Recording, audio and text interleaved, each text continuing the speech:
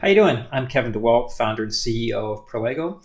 I just finished up a post about how you can prepare your data science career to insulate yourself from potential layoffs as a result from an economic downturn that may come out of this virus. And I got a tremendously positive response from this and a lot of questions. So I thought I would take a few minutes to do a quick video to clarify a couple things for some of you who read it and emailed me.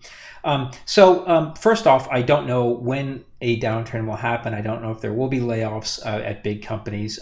So this is not a means of prediction. But I think the advice that I'm going to talk about here is something that you should really seriously consider, regardless of what the economic circumstances happen in the next couple of months. Let me just sort of first do a bit of a reality check here.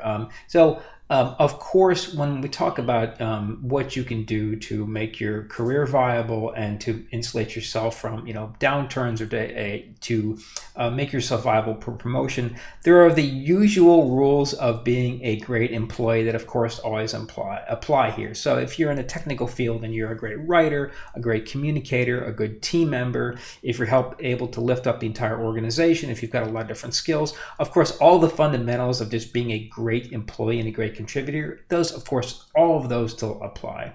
I'm more writing for kind of the icing on the cake for data scientists to try to put the sense of where we are today in context for what they can expect. So one of the first things I want people to understand is that there seems to be a perception either by some people in the field that there is some unique shortage out there of people who can do AI, machine learning, deep learning, data, like all the traditional work we consider in terms of data science as it applies towards crunching data, making projections, building applications.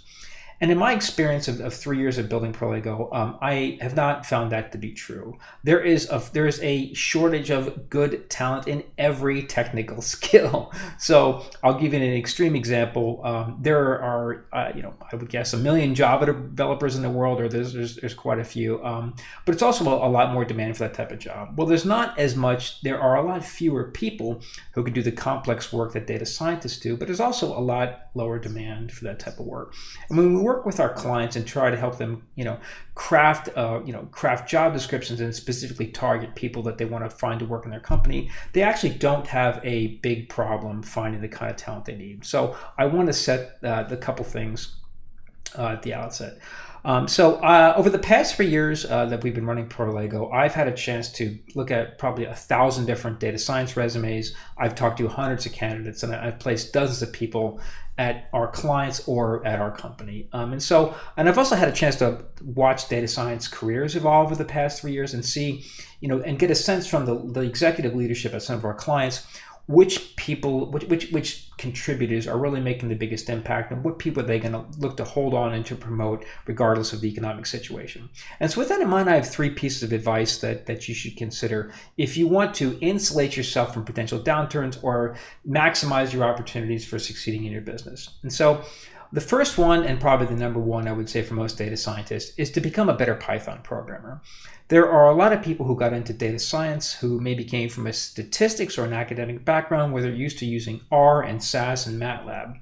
But we're increasingly seeing companies that want to use their data science team to build predictive applications they can deploy. And that really requires having a good set of Python developers. So the more you are able to create what I will say is production-ready Python code, or the closer you can get your notebooks looking like that code, the much better, the bigger impact you're going to make. Because a lot of your people in your IT or your production or the operations or whatever data engineering group you have that's going to take what you build in notebooks and put it into production, they're not often going to understand how to read notebook code or what it all means. And so the more you get good at taking notebook code and abstracting it into classes and methods and individual libraries, and even a step further than that, the more you can make code that is close to production ready, where you're making unit tests and functional tests that allow a developer to understand what you're looking at, the more your code sort of mirrors what you would see in a standard like PEP 8, the more of a bigger impact you're going to make inside your company. So my number one recommendation for most data scientists: become a better Python programmer. So another career path that I see is becoming better at what I would say is like applied AI research. So this is a smaller subset of people this kind of recommendation applies to. But many people who get into data science come from an applied mathematics background. Usually they have a PhD. You've come out of astronomy or economics or physics, where you've had a academic career, or you've done, as part of your thesis, you spent years designing problems, gathering data, and building code to test hypotheses to look for breakthroughs. It turns out you can actually take these same skills and apply them to trying to come up with breakthroughs in your company. And so, if you have a particular business process that's running or a particular application, you might read a paper and think to yourself, you know what, there might be ways that we could apply this technique at my company to grow revenue by 5x in 3 years, or reduce our cost by 80%. And if so, you can lean into that and try to make better use of your skills and your interests at your employer. If you're going to go this route, I've got a couple of pieces of advice. First off, don't expect that your employer or your manager is going to bring these opportunities to you. You really need to try and surface it for them. So as you get into the data, as you learn the business, as you're reading research and papers you found in archive, you want to come up with opportunities you can introduce to them to help them see the way that you might be able to do an outsized impact on your business with newer AI techniques. And the second is to do what we do with our clients. Is your managers are going to be very nervous about signing up for some like open-ended research project that's going to take years without any clear endpoint in sight. So no one's going to want to sign up for general research where the outcome is you're just asking a question. Instead, I would suggest with time boxing whatever you suggest into 3-month chunks. And in that 3 month, make it clear what you're trying to discover or risk you're trying to mitigate in that period of time. So if you have a hypothesis for how a particular idea might be able to impact your business, set up a 3-month chunk where you gather data, put together the models and the code, and run a quick experiment and try to show your leadership something tangible that they can understand. So that's the second one. The third one is to try to become a better AI project manager or product manager. Machine learning projects especially are complicated. And when you're trying to take something and gather up data and build models and make prediction systems that you can apply to the business, it really cuts across the enterprise.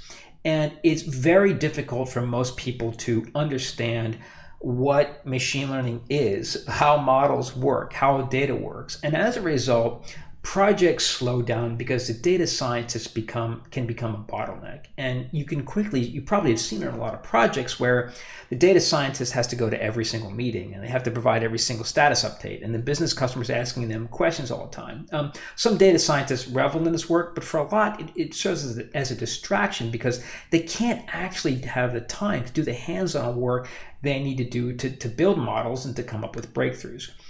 If you find yourself as somebody who's naturally good at explaining complex concepts to executives or to business customers, and you enjoy the project management, the collaboration, the kind of gathering, the planning, the fire hose, the putting out the fire hoses, then becoming a better what we call an AI product manager might be a viable career path for you. And you can talk to your management about carving out a particular unique role for yourself where you're the person that's actually driving these projects and making them happen.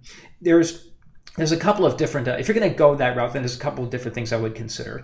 First is make sure you are aligning yourself towards impact. So if that means you're looking for ways that you can accelerate putting things into production or the impact that models make, be on the front line of the person who's trying to drive that change. That's going to really help management understand what you're doing. And the second is be the person that fills in the gaps and kind of insulates your data science team from having to answer every question. So you can look at your team members' notebooks, look at the data, and then you can explain to a business customer, what probabilities mean, what false negatives and false positives means, and how it impacts their business. These are the kind of roles you can do. So in summary, those are three approaches I've seen data scientists take to really accelerate their career. And regardless of the economic circumstance, what I would encourage you to do is, don't wait to start answering this question. There are a lot of people out there who have basic, what I would call data science skills, where they can do exploratory data analysis and data cleanup, and download a random forest off scikit-learn and apply it towards a particular model. So there's a lot of people with those fundamental skills, but if you really want to stand out, position yourself for promotion or to protect your job in a downturn, then I would suggest you start looking at one of these three techniques. Thank you very much. I hope this was helpful.